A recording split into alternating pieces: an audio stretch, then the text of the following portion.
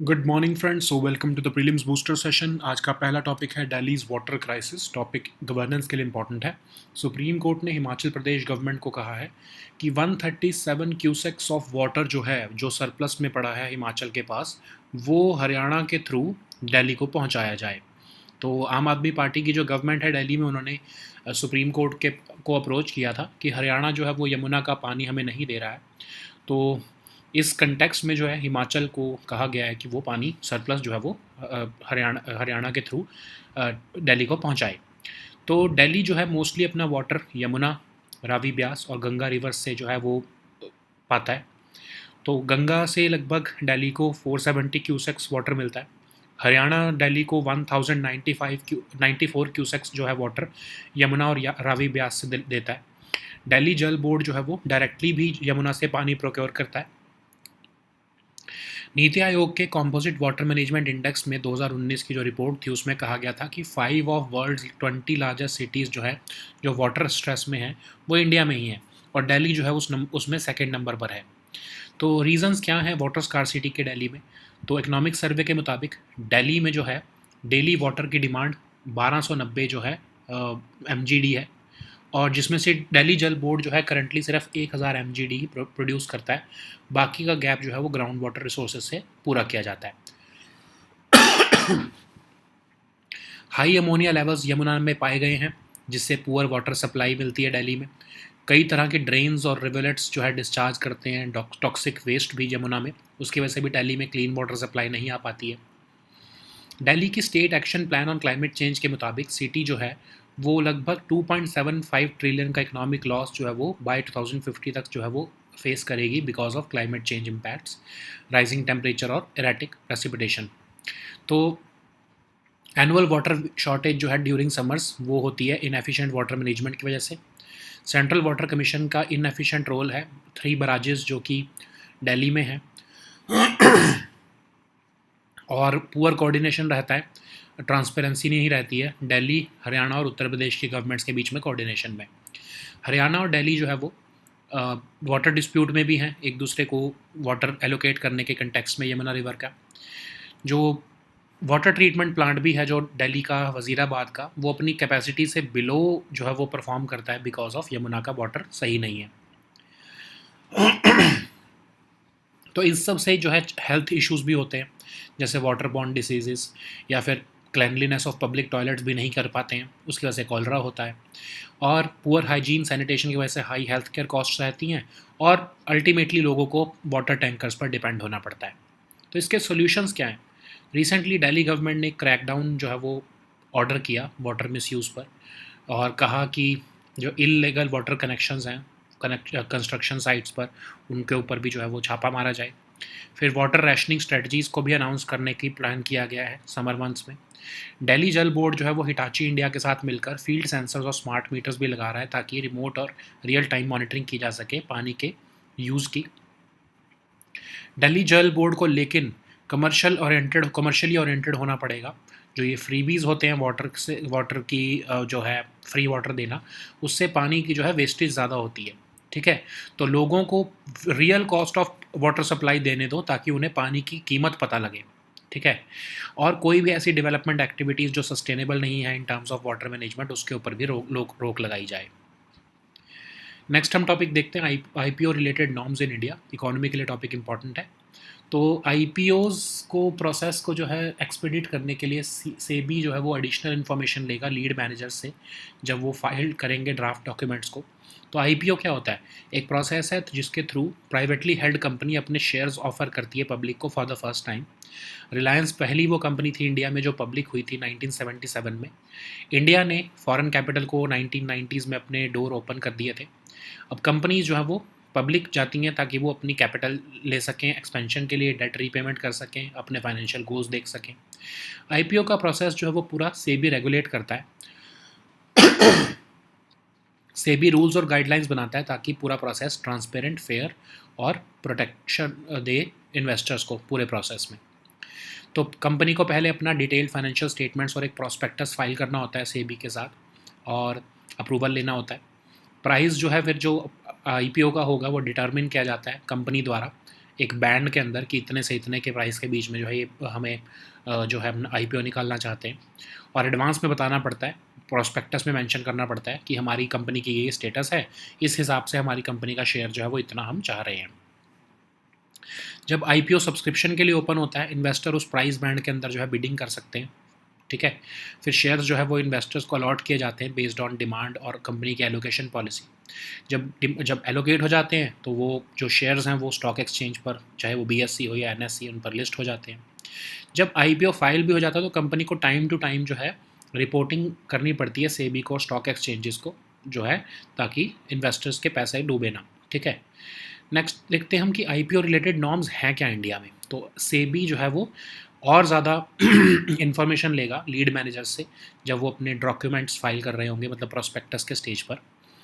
तो डिटेल्स जैसे कि pre IPO placement, share holders, previous agreements या फिर employ stock option ownership plans जो हैं, अगर कुछ कंपनी दे रही है तो वो बताने पड़ेंगे। पिछले ये सब इसलिए इम्पॉर्टेंट है कि क्योंकि पिछले सिर्फ 3 साल के अंदर ही IPOs के थ्रू हमारे इंडिया की कंपनीज़ ने 2,30,000 करोड़ रुपए जो है मार्केट से रेज़ किए हैं। नेक्स्ट हम टॉपिक देखते हैं gelled leaders winning elections. Topic आपके पॉलिटिकल इंपॉर्टेंट है। तो जेल्ड लीडर्स जैसे कि अमृतपाल सिंह और इंजीनियर राशिद इंडिपेंडेंट कैंडिडेट बनकर जीत गए हैं इलेक्शन में। दोनों के दोनों लीडर्स जो हैं वो प्रिजन में हैं सीरियस चार्जेस में, और NIA की इन्वेस्टिगेशन चल रही है उनके ऊपर। डिस्पाइट फेसिंग क्रिमिनल चार्जेस इन ये इलेक्शन कंटेस्ट तो कर ही सकते थे, लेकिन लोगों ने भी इन्हें जिता दिया, ठीक है। अब चार्जेस क्या हैं दोनों लीडर्स के ऊपर।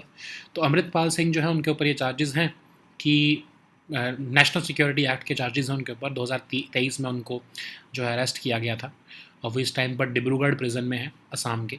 इंजीनियर राशिद 2 टर्म्स के MLA थे, बारामूला सीट से वो इस बार जीते हैं उमर अब्दुल्ला के अगेंस्ट। पिछले 5 साल से जेल में है UAPA के अंडर, ठीक है। अब होता क्या है, जब कोई जेल लीडर इलेक्शन जीत जाता है तो चाहे वो प्रिजन में हो, लेकिन अब वो पार्लियामेंटेरियंस हैं, तो ओथ लेना उनके लिए इंपॉर्टेंट हो जाएगा। तो पार्लियामेंटेरियंस को ओथ लेना इंपॉर्टेंट होता है, तो ये देखा गया है कि कॉन्स्टिट्यूशन में तो नहीं बताया गया ऐसा इस बारे में कुछ, लेकिन ये देखा गया कि जो जेल्ड लॉ मेकर्स होते हैं, अगर उनको ओथ लेनी होती है तो उनको टेम्पररी पैरोल दी जाती है उतने टाइम की, ताकि वो आकर अपनी ओथ लेकर चले जाएं, ठीक है। जब वो ओथ लेने आते हैं तो उनको वो बेल नहीं मिलती, वो सिर्फ पैरोल होती है उस ओथ लेने के पीरियड की। और जेल्ड लॉ मेकर जो है वो स्पीकर को लिख के भी देते हैं कि वो क्यों प्रोसीडिंग्स अटेंड नहीं कर सकते, ठीक है। क्योंकि आपको पता है कि अगर कोई भी MP एब्सेंट रहे मीटिंग से 60 दिन या से ज़्यादा विदाउट परमिशन, तो उसकी सीट को वेकेंट डिक्लेयर कर दिया जाएगा, ठीक है। इसलिए उनको स्पीकर से परमिशन लेनी पड़ती है, बताना पड़ता है कि हम इस वजह से जो है वो पार्लियामेंट की प्रोसीडिंग्स में नहीं आ सकते। तो सेक्शन 8 जो है RPA का, वो ये भी बताता भी है कि disqualification on conviction of certain offences कैसे होगा। तो इंडिया के करंट लॉ के हिसाब से कन्विक्शन या सेंटेंस अगर 2 या 2 साल से ज़्यादा का हो तो ही डिस्क्वालिफिकेशन होती है पार्लियामेंट से, ठीक है। नेक्स्ट हम टॉपिक देखते हैं COP29। एनवायरनमेंट के लिए टॉपिक इंपॉर्टेंट है। तो अज़रबैजान जो है वो इस साल का COP29 होस्ट करने वाला है, और क्योंकि उनके आर्मेनिया के साथ जो है जियोपॉलिटिकल टेंशन्स चल रहे हैं, तो वो चाह रहे हैं कि इन जियोपॉलिटिकल टेंशन्स पर कुछ टाइम का ब्रेक लगाया जाए ताकि COP29 ठीक से होस्ट किया जा सके। तो COP क्या है, पहले तो ये समझते हैं। तो ये एनुअल यूनाइटेड नेशंस की क्लाइमेट मीटिंग होती है। 1992 में पहली बार जब रियो अर्थ समिट हुआ था, तो 154 कंट्रीज़ ने मल्टीलैटरल ट्रीटी साइन की, जिसमें कि UNFCCC बनाया गया। तो इसका एम ये था कि स्टेबलाइज किया जाए ग्रीन हाउस गैस कंसनट्रेशंस को। ट्रीटी जो है वो 2 साल बाद जो है वो इन्फोर्स हुई। लगभग 198 पार्टीज़ और सिग्नेटरीज़ हैं इस समय इस कन्वेंशन में। पॉलिसी मेकर्स जो हैं उस समय ये चाहते थे कि एक यूनिफाइड कमिटमेंट बनाई जाए ताकि क्लाइमेट चेंज से डील किया जा सके। जो फर्स्ट एडिशन था COP का, वो उसमें डिस्कशन हुई कि कैसे UNFCCC को जो है वो इम्प्लीमेंट किया जाए। इस मीटिंग में एग्रीमेंट ये भी रीच किया गया कि एनुअली हमें मिला करेंगे और क्लाइमेट चेंज और एमिशंस रिडक्शन के ऊपर बात किया करेंगे। तो इसी अंदर एक और डील भी साइन हुई, जैसे क्योटो प्रोटोकॉल। अब इसमें ऑब्लिगेशंस ये रखी गई कि रिच और इंडस्ट्रियलाइज्ड कंट्रीज़ जो हैं उनको ग्रीन हाउस गैस एमिशंस जो है वो ज़्यादा तेज़ी से कट करना है, ठीक है, असाइंड अमाउंट से। जो सबसे इंपॉर्टेंट है वो इसमें है COP21, जो कि पेरिस एग्रीमेंट है, जो कि एक लीगली बाइंडिंग इंटरनेशनल ट्रीटी है क्लाइमेट चेंज से रिलेटेड, जिसको 196 कंट्रीज़ ने अडॉप्ट किया। और मेन इसका जो सबसे बड़ा मुद्दा है ये था कि हम ग्लोबल वार्मिंग को 2 degree Celsius pre industrial level से ज़्यादा बढ़ने नहीं देंगे, लेकिन कोशिश तो ये करेंगे कि 1.5 डिग्री सेल्सियस से ही ना बढ़ने दें, ठीक है।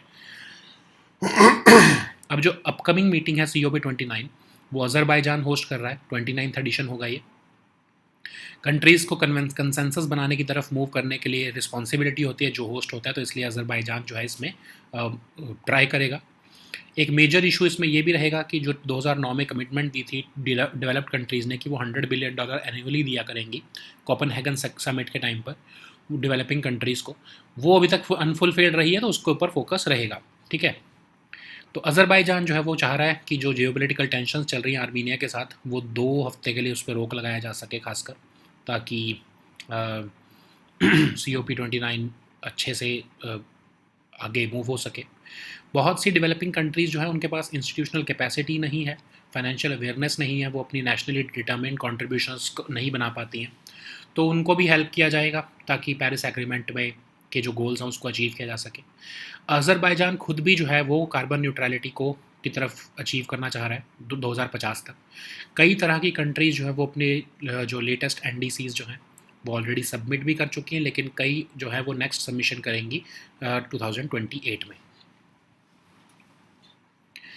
नेक्स्ट हम टॉपिक देखते हैं CBIC। टॉपिक गवर्नेंस के लिए इंपॉर्टेंट है, तो central board of indirect taxes and customs जो है उन्होंने सजेशंस मांगे हैं ड्राफ्ट सेंट्रल एक्साइज बिल 2024 के लिए। तो ये बिल जो है वो सेंट्रल एक्साइज एक्ट ऑफ 1944 को रिप्लेस करेगा, और ये आउटडेटेड और रिडंडेंट प्रोविजंस को रिप्लेस करके GST से रिलेटेड जो भी न्यू प्रोविजंस आए हैं उनको अकोमोडेट करेगा। जो GST लेजिस्लेशन के अंदर एक्साइज ड्यूटी प्रोविजंस है उनको सो ऑफ कोर्स अलाइन करने के लिए बिल लाया जा रहा है। तो CBIC है क्या? CBIC डिपार्टमेंट ऑफ रेवेन्यू के अंडर आता है, मिनिस्ट्री ऑफ फाइनेंस के। जितने भी इनडायरेक्ट टैक्स रिलेटेड मैटर्स होते हैं इंडिया में उनको एडमिनिस्टर करता है। एक बोर्ड द्वारा हेडेड होता है जो एडमिनिस्ट्रेटिव अथॉरिटी होता है, इनकी जितनी भी सबॉर्डिनेट ऑर्गेनाइजेशंस हैं उन सबको हेड करता है। ये इंश्योर करते हैं ताकि जो टैक्सेस हैं चाहे वो फॉरेन या इनलैंड ट्रैवल पर हों वो भी एज़ पर लॉ ही एडमिनिस्टर हो सके।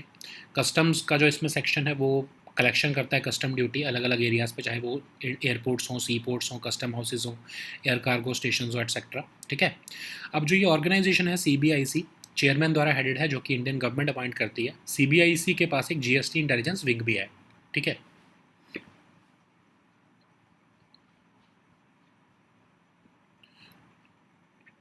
नेक्स्ट हम टॉपिक देखते हैं world wealth report 2024। Topic social issues के लिए इंपॉर्टेंट है।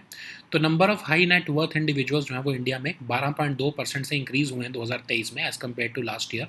तो ये world wealth report Capgemini research institute ने रिलीज़ की है। 71 कंट्रीज़ को कवर कर रही है। ग्लोबली अगर हम देखें तो जो हाई नेट वर्थ इंडिविजुअल्स हैं वो 4.7% एक्सपैंड हुए हैं 2023 में। तो basically high net worth individuals कौन होते हैं? जिनके इन्वेस्टेबल असेट्स $1 मिलियन से ज़्यादा होते हैं। ठीक है, जो बेस्ट परफॉर्मेंस देखे हमने एशिया पैसिफिक रीजन में वो इंडिया और ऑस्ट्रेलिया है। इंडिया की रिजिलियंट इकोनॉमी और रॉबस्ट परफॉर्मेंस जो है इक्विटी मार्केट की, उसमें उसी की वजह से जो है ये वेल्थ की ग्रोथ देखने को मिल रही है। हाई नेटवर्थ इंडिया में जो हाई नेटवर्थ इंडिविजुअल्स इंडिया में जो है वो 12.2% से इंक्रीज़ हुए हैं पिछले एक साल के कंपैरिजन में। फाइनेंशियल वेल्थ भी जो है इंडिया के हाई नेटवर्थ इंडिविजुअल्स की वो 12.4% से इंक्रीज़ हुई है। इंडिया का अनएम्प्लॉयमेंट रेट जो है डिक्रीज़ हुआ है 3.1% से एज़ कम्पेयर टू 7% जो था 2022 में। 7% से कम होकर 3.1% रह गया मतलब। ठीक है, इतना ड्रास्टिक डिक्रीज़ देखने को मिला है। इंडिया की जो मार्केट कैपिटलाइजेशन है वो इंक्रीज़ हुई है 29% 2023 में, जो कि सिर्फ 6% इंक्रीज़ थी, जो कि 6% से इंक्रीज़ है 2022 से। कंट्री की जो नेशनल सेविंग्स भी जो है वो as a percentage of GDP वो भी इंक्रीज़ हुई है 33.4% जो है 2023 में। ठीक है, तो ओवरऑल एक बहुत ही रॉबस्ट इकोनॉमी की पिक्चर हमें देखने को मिल रही है इंडियन इकोनॉमी में। ठीक है, नेक्स्ट हम टॉपिक देखते हैं ICET। ये टॉपिक इंटरनेशनल रिलेशंस के लिए इंपॉर्टेंट है। तो US के नेशनल सिक्योरिटी एडवाइज़र जेक सुलिवान जो है वो इंडिया में विजिट करेंगे। US इंडिया की जो प्रायोरिटीज़ हैं उनको डिस्कस किया जाएगा न्यू गवर्नमेंट के साथ। तो US India initiative on critical and emerging technologies जो है वो एक फ्रेमवर्क है जो कोऑपरेशन के लिए बनाया गया है इंडिया और US के बीच में क्रिटिकल और इमर्जिंग टेक्नोलॉजीज़ के ऊपर। इसको जनवरी 2023 में लॉन्च किया गया था। अब इसके की फीचर्स क्या हैं? Artificial intelligence, quantum computing, semiconductors, wireless telecommunication, इन सब के ऊपर जो है वो कोऑर्डिनेट करना, और ये पार्टनरशिप इंडिया और US को ट्रस्टेड टेक्नोलॉजी पार्टनर्स की पोजीशन पर जो है वो लाना चाहती है। तो इसमें जो है चाहे प्राइवेट सेक्टर हो, नॉलेज पार्टनर्स हो, अकेडमिया हो दोनों कंट्रीज़ के, वो सब स्ट्रेटजिक और ऑपरेशनल इंश्योरेंसेज उनको दी जाएंगी, खासकर प्राइवेट सेक्टर को। ऑलरेडी हम जो है इंडिया और यूएस क्वांटम कोऑर्डिनेशन मैकेनिज्म बना चुके हैं। दोनों कंट्रीज़ ने एक रिसेंटली रोड मैप भी बनाया है डिफेंस इंडस्ट्रियल कोऑपरेशन का, एक एमओयू भी साइन हुआ है सेमीकंडक्टर सप्लाई चेन के ऊपर, ठीक है। नेक्स्ट हम टॉपिक देखते हैं clean energy investor forum. Economy environment दोनों के लिए इंपॉर्टेंट है। तो एक इंडियन डेलीगेशन जो है वो inaugural Indo Pacific economic framework for prosperity clean economy investor forum में पार्टिसिपेट करने वाला है।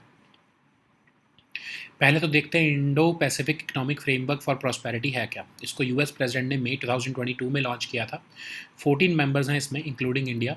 तो ये ऐसा नहीं कि फ्री ट्रेड एग्रीमेंट है, उससे बढ़कर ही है आगे ये, जिसमें supply chain, clean energy, decarbonisation, infrastructure, tax और एंटी करप्शन ये सब इशूज़ भी डिस्कस किए गए हैं।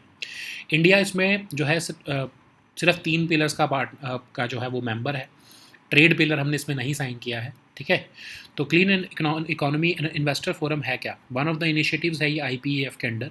ये रीजन के top investors, philanthropies, financial institutions, innovative companies, startups, entrepreneurs, इन सबको इकट्ठा करता है और मोबिलाइज करता है investments sustainable infrastructure, climate technology और रीन्यूएबल एनर्जी प्रोजेक्ट्स के अंदर।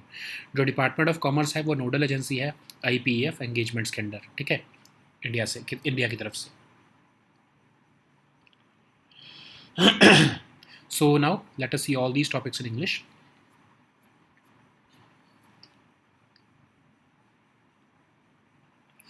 So the first topic is Delhi's water crisis. This topic is important for your governance section. So Supreme Court has directed the Himachal Pradesh government to release 137 cusecs of water that it has in surplus, and it has asked Haryana to do the needful so that drinking water crisis in Delhi can be resolved. So this came after the Delhi government had approached Supreme Court against Haryana government for stopping Yamuna's water supply. Okay, so Delhi, we all know that it gets most of its water from Yamuna, Ravi, Byas and Ganga rivers. From Ganga, it gets about 470 cusecs of water. Haryana supplies 1094 cusecs of water to Delhi from Yamuna and Ravi, Byas. Delhi Jal Board also takes water directly from Yamuna, but the situation is not very good. As per the Composite Water Management Index released by Niti Aayog in 2019, 5 of the world's 20 largest cities under water stress are from India, and Delhi being the second on this list. So what are the reasons for water scarcity in Delhi? Of course, the first is that there is a supply-demand mismatch. The daily water demand is 1290 MGD, of which Delhi Jal Board produces 1000 MGD. So the rest of the demand is met through groundwater reserves. There is also high ammonia levels in Yamuna. Numerous drains also discharge toxic waste in Yamuna, which means that the water supply gets affected. So city is also projected to incur economic losses of about 2.75 trillion by 2050 as a result of climate change impacts. Rising temperatures and erratic precipitation patterns are also posing significant challenges to the city's water supply. The opposition is alleging that annual water shortage during summer is solely because of inefficient water management of the state government. Central Water Commission's inefficient role in managing the 3 barrages in Wazirabad, ITO and Okhla is also indicating poor coordination and transparency among the state governments of Delhi, Haryana and Uttar Pradesh. Water disputes between Haryana and Delhi have centered around the allocation of water from Yamuna River. The water treatment plant of Delhi government is functioning below its capacity because Yamuna did not have enough water. Okay, so there are several challenges because of this water scarcity. First, of course, is the waterborne diseases because of reduced availability of clean water. Then this insufficient water supply also hampers the maintenance and cleanliness of public toilets, which can lead to diseases like cholera. So increased illness also leads to poor hygiene and sanitation, which leads to higher healthcare costs for individuals and government. Dependence on water tanker also increases. Okay.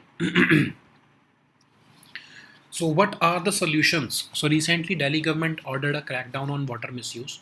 The teams were also authorized to disconnect illegal water connections at construction sites. Water rationing strategies were also announced. So Delhi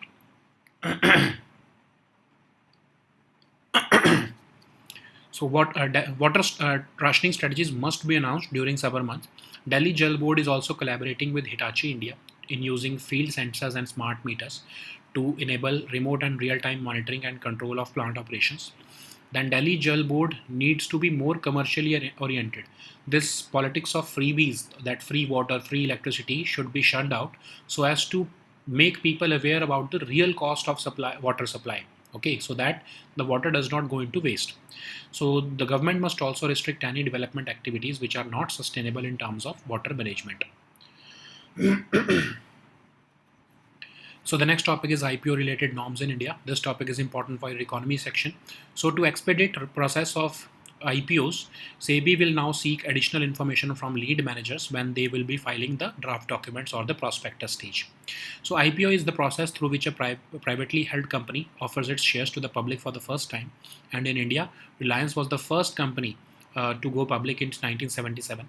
Uh, during 1990s, India opened its door to foreign capital. Companies who want to go public, uh, they do it for to raise capital for expansion, debt repayment, and other financial goals. IPO process in India is regulated by SEBI, and SEBI sets the rules and guidelines to ensure transparency, fairness, and investor protection in the IPO process. So, company must prepare detailed financial statements and draft a prospectus with SEBI, and the price for the IPO or the share is determined based on the investor demand and within a price band which is set by the company and its underwriters. The price is set in advance and mentioned in the prospectus only. Once the IPO gets open for subscription, investors can bid for shares within that particular price band or at the fixed price. Shares are allotted to investors based on the demand and the company's allocation policy. Once the shares are allocated, then they are listed on the stock exchange like the BSE and NSE. And after the IPO also, company must comply with ongoing disclosure and reporting requirements set by the SEBI and the stock exchanges. So it is being said that to expedite the IPOs, SEBI will now seek additional information from lead managers at the draft document stage only. So SEBI's additional disclosure requirements would include details about pre-IPO placements, shareholders, previous agreements, ESOP allottees, and this is being done because in the past 3 years, 160 IPOs were seen by India, and companies raised about 2,30,000 crores from Indian market. Okay. So the next topic is jailed leaders winning elections. This topic is important for your polity section. So jailed leaders like Amritpal Singh and Engineer Rashid, who ran as independent candidates, have won the election. Both of them are currently in prison on very serious charges and they are being probed by NIA. As per the Indian laws, despite facing criminal charges, they were eligible to contest elections unless convicted. So what are the charges on both these leaders? Amritpal Singh was arrested in 2023 under the National Security Act. He is currently in prison in Dibrugarh. And Engineer Rashid was a two-time MLA. He has won the recent Baramulla seat against Omar Abdullah. He has been in jail for the past 5 years, and he was arrested in 2019 under the UAPA. Okay, on charges of money laundering related to terror funding. So what happens when jailed leaders win polls? So even though they are in prison, winning the Lok Sabha election means Amritpal and Rashid both are now parliamentarians. Taking oath is the first step for Amritpal and Rashid to fulfill their roles as parliamentarians. Of course, it is not explicitly stated in the constitution, but jailed lawmakers generally get temporary payroll in the past to take their oaths.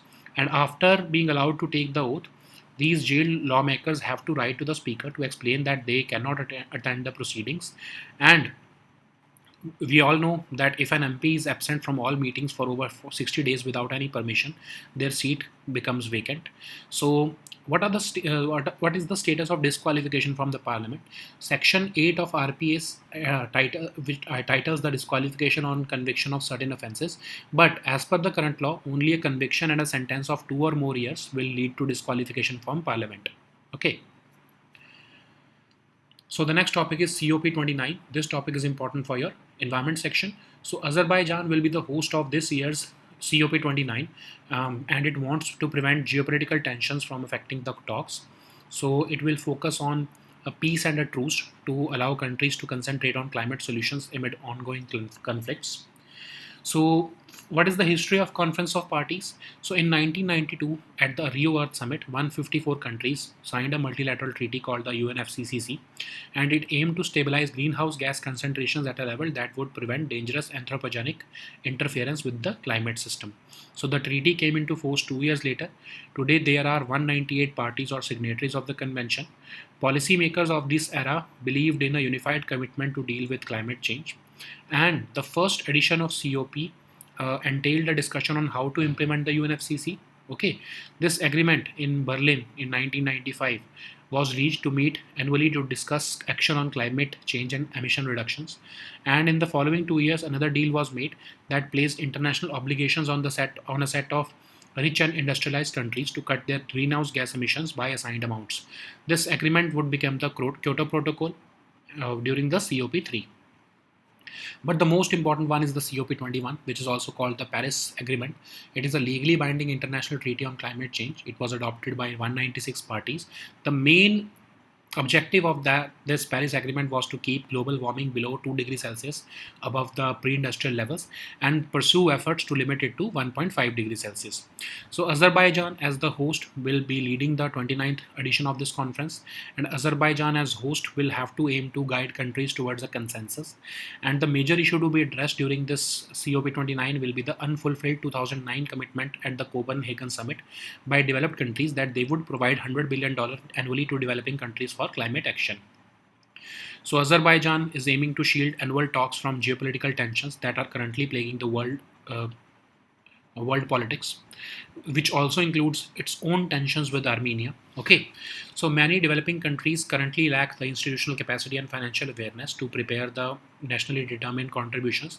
So this also needs to be discussed in the COP29. And several countries have submitted their NDCs, but the next submission is expected by 2028. So the next topic is CBIC. This topic is important for our governance section. So CBIC has invited suggestions on the draft Central Excise Bill 2024 from stakeholders.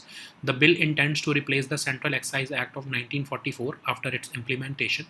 The main aim of this bill is to remove outdated and redundant provisions following the introduction of GST and to align excise duty provisions with the GST legislation. So what is CBIC? It is part of the Department of Revenue under the Ministry of Finance, and it administers all the indirect tax related matters in India. The board is also the administrative authority for its subordinate organizations, including customs houses, central excise and central GST commissionerates, central revenue and control laboratory. So it also ensures that taxes on foreign and inland travel are administered as per the law.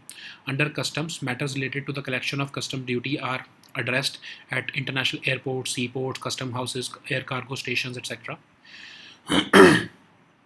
CBIC is headed by a chairman who is appointed by the Indian government. CBIC also has a GST intelligence wing, which is responsible for detecting and preventing tax evasion. Okay. So the next topic is World Wealth Report 2024. This topic is important for your social issues. So the number of high net worth individuals in India increased by 12.2% in 2023 as compared to last year, as per the Cape Gemini Research Institute's World Wealth Report of 2024. So it covers 71 countries. So the report says that global high net worth individuals' wealth expanded by 4.7% in 2023. And these high net worth individuals are basically those individuals who have investable assets of $1 million or more. Among the best performers in the Asia Pacific region were India and Australia. So India's resilient economy and robust performance of the equity markets have drove wealth growth in both of these countries. So the high net worth individuals in India increased by 12.2% in 2023 versus 2022. The financial wealth of these HNWIs increased by 12.4% in 2023. India's unemployment rate decreased to just 3.1% in 2023 as compared to 7% in 2022. India's market capitalization increased by 29% in 2023. The country's national savings as a percentage of GDP also saw an increase up to 33.4% in 2023 as compared to 29.9% in 2022. So the next topic is ICET. This topic is important for your economy section. So US National Security Advisor Jake Sullivan will visit India to discuss shared US-India priorities with the new government. So The most important among all these agreements is the Initiative on Critical and Emerging Technologies, which is a framework for cooperation between India and US on critical and emerging technologies, and it was launched in January 2023. The focus areas include artificial intelligence, quantum computing, semiconductors, and wireless telecommunication. And the partnership aims to position India and US as trusted technology partners. Okay. So ICET requires the private sector, knowledge partners, and academia in both countries to give functional meaning to the outcomes and provide them with necessary strategic and operational assurance, especially to the private sector. So India and US both have established a quantum coordination mechanism under this forum, and both countries have also concluded a roadmap for defense industrial cooperation also, and they are also close to finalizing a mega jet engine deal. An MOU was also signed between the two countries to establish a semiconductor supply chain. Okay. So the next topic is Clean Energy Investor Forum. This topic is important for your economy and your environment topics both. So Indian delegation is going to participate in the inaugural Indo-Pacific Economic Framework for Prosperity, Clean Economy Investor Forum. So IPEF is an economic initiative launched by US President in May 2022. It has 14 members, including India. And this forum is not just a free trade agreement, it goes beyond that, and it works on the issues of supply chain, clean energy, decarbonization, infrastructure, tax, and anti-corruption. It has 4 pillars of cooperation: trade, supply chain, clean economy, and fair economy. But India is not part of the trade pillar. Okay. So what is this Clean Economy Investor Forum? It is one of the initiatives under IPEF. It brings together region's top investors, philanthropies, financial institutions, innovative companies, startups, and entrepreneurs to mobilize investments into sustainable infrastructure, climate technology, and renewable energy projects. And from India's side, Department of Commerce is the nodal agency for the IPEF engagements. Okay. So these were our topics for today. We'll meet next time on Monday now with new topics. Until then, goodbye and take care.